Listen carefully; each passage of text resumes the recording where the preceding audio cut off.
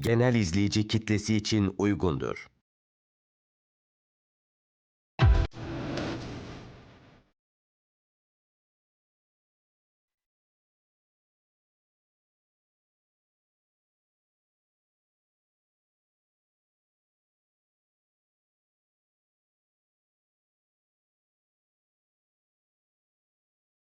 Saat Farkı'ndan merhabalar. Dünyayı Ekotürk ekranında buluşturduğumuz her hafta farklı ülkelerden farklı konuları konuşmak üzere, bölgesel, küresel meseleleri konuşmak üzere yaptığımız program Saat Farkı. Bugün bu hafta özel bir konuğumuz var. Hollanda Sarayı'ndayız, İstanbul'da.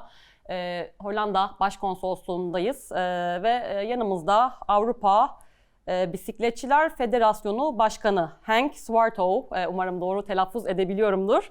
Bizlerle bugün kendisi aslında İstanbul'a, daha doğrusu İzmir'e, Türkiye'ye bir konferans için geldi. Bisiklet turizmini, bisikletçiler turizmini aslında bisikletçilerin buradaki Avrupa'daki bisikletçilerin hepsinin bir araya geldiği bir konferans oldu Türkiye'de. Ve o konferans için geldi kendisi. İzmir'de düzenlendi bu konferans ve bütün Avrupa'daki aslında bisikletçiler Türkiye'de buluştu.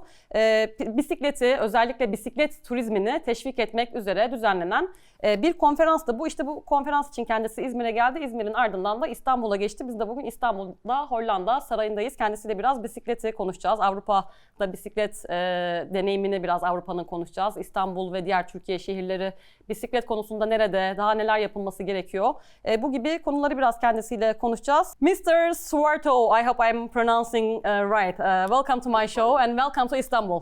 Thank you for having me, Feyza. Thank you. I think it's not your first time in Istanbul. No, Am but I the right? last time is a really long time ago, in 1989. So, 1989. yes. Wow, long time ago. So this is your second time then. Second time. I've waited much too long. Yeah, you should come more. I should. How is your I will. experience? Hopefully. First of all, how is your experience and how did you find it after such a long period of time when you first saw Istanbul? Well, this you time? know, I've only been here for less than 24 hours. Okay. I arrived late last night. Istanbul has grown immensely since last time. Become so much bigger, so much busier, but also so much more modern. We will talk more about Istanbul maybe in the end, but you came to Izmir. Yeah, For this conference, for cycling tourism conference, yes. right? Yes, every year we organize a Eurovelo and cycling tourism Eurovelo. conference. Mm-hmm. This year we were in Izmir, hosted by the municipality and by TGA, the Turkish Tourism Promotion and Development Agency. Why Izmir, first of all? Because Izmir invited us, you could say, because Izmir took the initiative to apply for hosting the conference. We accepted their application. So we went with 250 people to Izmir to talk about cycling tourism and the development of the Eurovelo network for 1.5 days. Can you talk more about Eurovelo network? It's a European Yes. network, but you also, I think, take different cities from all around the world. And I think Izmir is also recently added to this network. Am I right? And it's the only city in Turkey. Izmir became a member of our network of cities and regions for cyclists. Together with mostly European cities, a couple of cities outside Europe as well. But Izmir also is in the middle of the Turkish part of the Mediterranean Eurovelo route, which is a cycling route which goes from Cadiz on the west coast of Spain to all along the coast, you know, around Italy, the Balkans, Greece, and then a piece on the Turkish coast and finishes in Cyprus. And Izmir is in the middle of about, I think, 300 kilometers of route really along the coast past places like Çeşme and Muğla and Bergama. Very beautiful town. I saw Izmir, in right? Bergama, I saw even there were Eurovelo signs on the streets in the middle of the city. It's a beautiful town, by the way. It's one of my favorite. How was your experience in Izmir? And did you bike in Izmir? Because I am biking in Istanbul, by the way, like on a daily basis. Yeah. I'm going every day from home to work on my bike. Her name is Binnaz. My bike has a name. But I've never biked in Izmir. So I'm wondering your experience. How was your experience? Did you bike in Izmir? Yes, I did. Quite a bit, actually. We also did so with a group, but I've also been out cycling alone. And what they did in Izmir, they built a really separate bicycle track all the way along the coast. So if you take the center, you know, Izmir is in the bay. If you take in the center, you can cycle all the way north towards where the flamingos are, but also all the way south in the direction of Çeşme. And it's really separate, it's smooth, it's painted blue. So everybody knows that that is the cycleway. But also inside the town, particularly inside the center, City center, they have created a number of bicycle lanes, cycling streets, but also bike service, bike repair installations, bike parking, share bike schemes, etc., etc. So Izmir is, I cannot compare because I haven't really checked out Istanbul or other Turkish cities, but Izmir is really... by your standards, let's say, by European standards, of course, I cannot compare it to maybe Denmark or Amsterdam or maybe like any city in the Netherlands, but still by European standards, how is Izmir? But Izmir is doing like other Mediterranean cities, like Valencia or Malaga or Barcelona, Italy, I don't know very well, in Croatia along the coast there. So Izmir is doing, indeed, not like the Netherlands or Denmark or even Germany, but still at European level. Yeah, sure. Yeah.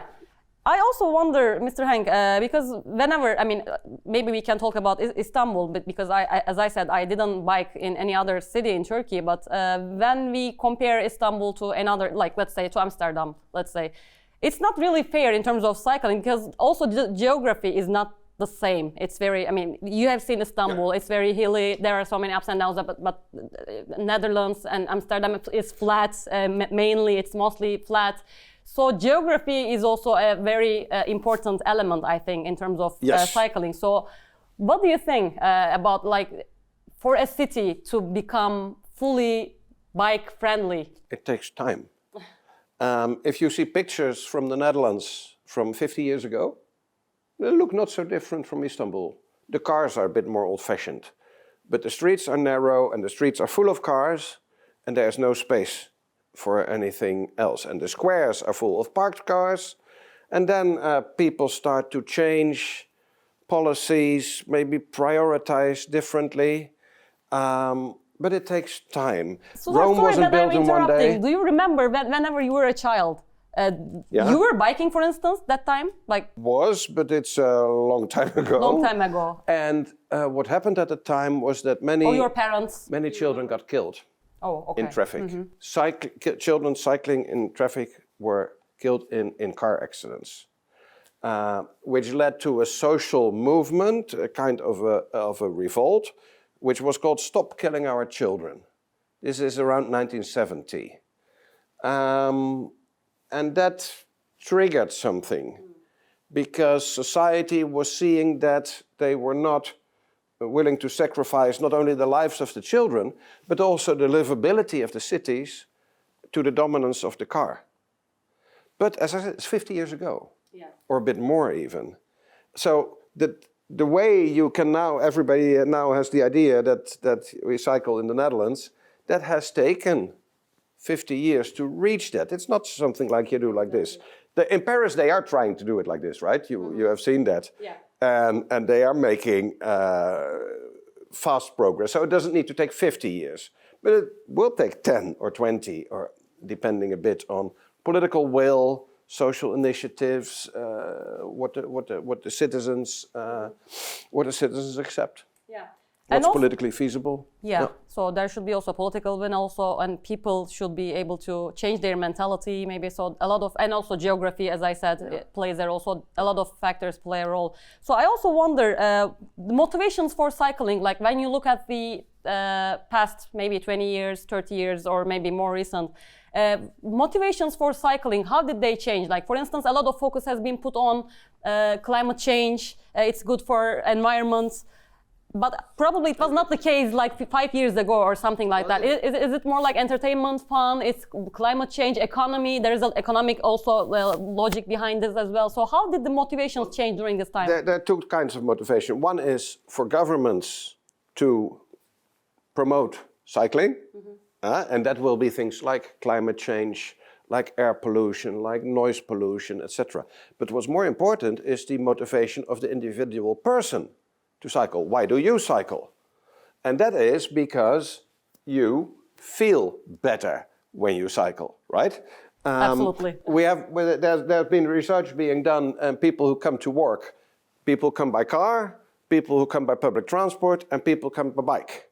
And the people who come by bike arrive much happier at the job than those who came by public transport or by car, who had been in the traffic jam, people who had been squashed in public transport, and the people who have cycled, they arrive at work with a smile on their face. They're also more healthy workers, they have fewer sick days, better mental health, etc., etc. So many people, as soon as they try cycling, they feel that it's good for them. Not only the exercise, but also having the wind in your hair, hearing the people around you instead of being locked in a metal cage, which a car is, a metal cage on wheels. So that's the individual motivation. Right. Now, of course, you have crossover, that people maybe want to do something for the climate, to cycle instead of driving in the car and contribute to pollution. But people will also do it because then they don't have to go to the gym and do exercise indoors, but do your exercise outdoors. But of course, this all requires that you can do it somewhat safely. If cycling is more stressful than driving because there are cars everywhere around you. Exactly. Which is that like doesn't help. something that I feel in Istanbul, unfortunately. I can imagine. Yeah. I can imagine. It's not super safe, but it takes time, as you said, to build those safety roads and all those infrastructures. There's two things. There's infrastructure, of course, cycle lanes, preferably separated cycle lanes, and then there's also legislation. You see, for instance, in a city like Brussels, they lowered the maximum speed for cars to 30 kilometers an hour. And immediately the casualty figures dropped off the cliff. Because if you get hit by a car at 30 kilometers an hour, you will survive. Yeah, right. Is it 50, you only have a 50% chance of survive. And if it's 90, you have a 100% chance not to survive. Mm-hmm. What is the rate, by the way, in your country, in the Netherlands now, death rate, accident rate for cycling? Do you know the numbers? It's hard to compare, and that is a problem to compare the numbers, because it's not, of course, the size of the population, but also how many kilometers are being cycled altogether. The important thing is maybe not the numbers, but that we see is rising again. Why is that? Cars are getting bigger and heavier. That seems to be the main reason. And also more people are cycling. More people are cycling, cars are getting bigger and heavier, but this is very recent. It's in the last 2-3 years, I think, that the numbers are rising. And after the pandemic, more people started... Yeah, and of course the pandemic disturbs all the statistics. There's always either a dip or there is a curve like that. That's hard to... Yeah. Mr. Henk, also, I've seen something very recent, and I think it's the first document by European Declaration on Cycling. It's recently adopted. What's that declaration? That is really amazing. The European Commission published the European Cycling Declaration. Of course, before that, the European Parliament and the European Council had also been working on such declarations. It is really providing a strategic compass for cycling policies at the European level. Prioritizing cycling, particularly in an urban context, for mobility. You know that many cities are working on sustainable urban mobility plans. This provides kind of the strategic impetus, but also eventually it will provide funding, financing possibilities, best practices, fiscal incentives, etc. So it's really putting cycling at the heart of urban mobility. So it was not the case before? Is it the first time? Because yeah, absolutely. I see. Yeah, it's never in the history. I mean, the EU is 70 years old or something. There's never been a That's interesting. cycling declaration. No, yeah, no, and we are very proud of it actually, because you haven't asked me, but I am president of the European Cyclist Federation. Yes. What do you do usually? Which is it is the umbrella organization for national cyclist organizations. So it's civil society, bottom up, grassroots, if you like. So our members are the national organizations in the different European countries, including Turkey, including even Ukraine, Russia, and the UK, Switzerland, Norway. So what we try to do, we work a lot with the European Commission, but half of our members are from non-EU countries. So we also work with the Council of Europe, with the UN Economic Commission for Europe, the Pan-European Master Plan for Cycling, etc., etc. We are the lobby organization for the people who ride bicycles. So not for the people who are racing, not for the guys who do the Tour de France. You had the Tour de Turkey finish here yesterday. Not for those. They have their own organization. No, for people who cycle to school, who cycle to work, who cycle for fun, for leisure, who go on cycling trips, cycling recreation, cycling tourism.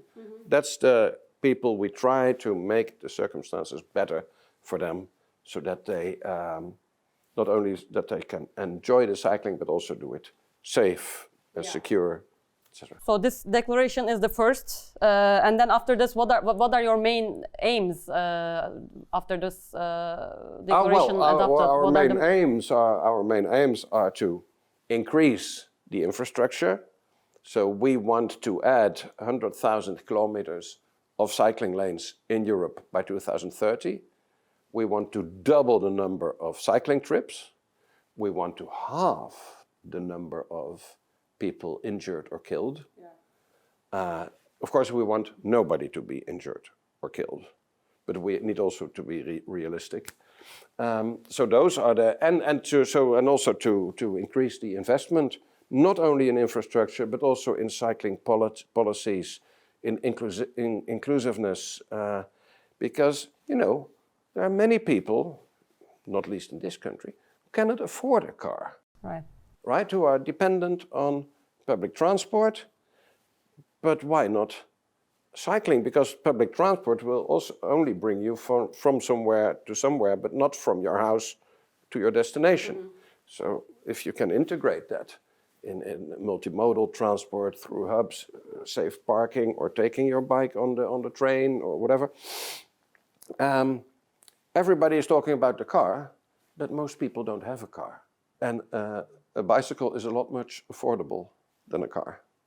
Mr. Henk, at this point, I also want to ask you why scooters became more popular than bikes. It's really, I should call it, it's a madness, especially here in Turkey, in Istanbul. Probably you have seen a lot of people on scooters. I don't know if it's the case in your country as well or in Europe in general, but I think Paris was recently the only European capital, actually, who banned rented electric scooters. So, and a lot of people now see bicycles as an alternative to scooters. What do you think? Why, first of all, why scooters really became like a madness? Because people are not really crazy about bicycles, but for scooters, I think. What do you think about scooters in general? I think the scooters is a bit of a fad. In Paris, they were banned through a referendum. Right. In the Netherlands, they were never allowed in the first place, so they are still not there. So it's not allowed for. No, okay. They're not approved for use on public roads. Very simple. But what happened, I think, is that a lot of risk capital investment went into the scooters, and the jury is still out. But for us, a scooter is not a bicycle. A scooter is not active mobility, because you don't. You're just standing. You do nothing. You're just standing. You do nothing. To be honest, I don't like it as a person. And the other thing is that they feel a lot more unsafe even than bicycles, because the wheels are so small. You have tried them? Once. And never again. Me too. Once. So I don't have an explanation really for that. But are you trying to attract more people who are on scooters to bicycles? Do you have any strategy for that? We do hope that is the case, that it will be like a stepping stone, that people first try the scooter, and then so they get the idea of moving about on two wheels, and then graduate towards bicycles. Yeah, we hope it will work like that. Okay, do you have any? And then, of course, electric bicycles, where you still need to pedal, they are, I think, and even a much bigger game changer than the scooters. Because, when you have an electric bicycle, it flattens all the hills. So it's better for Istanbul, like cities like Istanbul. Yeah, for a city like instance. Istanbul, Yeah. absolutely. So it flattens the hills. You always have tailwind. And if you ride a regular bicycle, when you try an electric bicycle, there will soon be a smile on your face. We see that with people when they try an electric bike for the first time, because they say, no, I'm much too young for that, or I'm too strong for that, or it's not tough. But then they try and And e-bike sales are growing rapidly all around the world. I don't know if it's the case in Europe. In countries like Netherlands, Germany, Belgium, more than half of the sales are e-bikes now. And a lot of car manufacturers, automakers are also going into that market as well. Mercedes, BMW, Porsche even, Mini. They're all producing They're or all they are starting planning to look into, and they are investing in e-bike manufacturers. So, but you see that the car companies, they want to become mobility providers instead of just car manufacturers. So they want to have a broader product assortment. Let's say it's definitely growing more. I mean, it's becoming more and more popular, and also that's why people are going into this market because it's promising. It's so. Where do you see the future of mobility? More like, let's say there will be flying cars, more bikes, more e-bikes, drones. Where do you see the future? Recent future, let's say. It's driverless cars, it's very hard to autonomous cars. You know, there are a lot of things happening. It's very hard to make predictions, especially about the future. But and we have heard all this. What we do know. And then I go back to actually to climate change. If we want to reduce our emissions to the goals that we have set in the Paris Agreement, then switching all the cars to electric cars will not go fast enough. That will take 30 years if we have the resources. And even in that case, it will do nothing about congestion, about safety. I mean, we are in the cities where we live. Cars are taking space where people used to live. In the streets of Istanbul, people used to meet, to talk, to drink tea, to trade. And all that space that was used by people, look at pictures from 100 years ago, now occupied that by space cars. is now occupied by cars. And there are marvelous examples of squares in other European cities. And you see a picture from the 1950s, 60s, 70s where all the market squares full with cars. And now, in the 2000s... It's time to give them back, do you think? The cars are gone. They are perhaps in underground garages. I don't know where they are. Perhaps there are fewer cars. And that is something that is in Turkey still very, very much in the beginning. Right. To take back the streets. Streets are there. Or at least share, let's say. Streets were there for people. Right. Not for cars. And cars take an inordinate amount of space compared to pedestrians or people on bicycles. If you have a bicycle parking, you can park 12 bicycles in one car parking space. Right. And for road space, it's even, I think a car needs 30 times as much space as a bicycle. So it's a no-brainer, really. Yeah. Are you going to bike in Istanbul, by the way? Yeah, Do you dare to? Yeah, I know. Yeah. If it's not raining, I'm definitely going to try to. I would love to hear your experience after your bike. So thank you very much, Mr. Swarttouw. You're welcome. For joining me today. My pleasure, Feyza. Thank you. Evet, Avrupa Bisikletçiler Federasyonu Başkanı Henk Swarttouw bizlerleydi. Bugün kendisi İstanbul'da, Hollanda Sarayı'nda, Hollanda'nın İstanbul Başkonsolosluğu'nda bir araya geldik. Kendisi bir konferans için Türkiye'deydi, İzmir'deydi. Avrupa bisiklet rotasının çizildiği, Euro Velo'nun çizildiği ve İzmir'in de bu rotaya dahil edildiği bisiklet turizmini geliştirmek için düzenlenen bir konferanstı. Bisikletli turizmi konferansı kapsamında. Kendisiyle konuştuk biraz bisiklet üzerine, Avrupa'nın özellikle bisiklet politikalarını, Türkiye'nin nerede olduğunu ve yapması gerekenleri konuştuk. Tekrar görüşünceye dek hoşça kalın.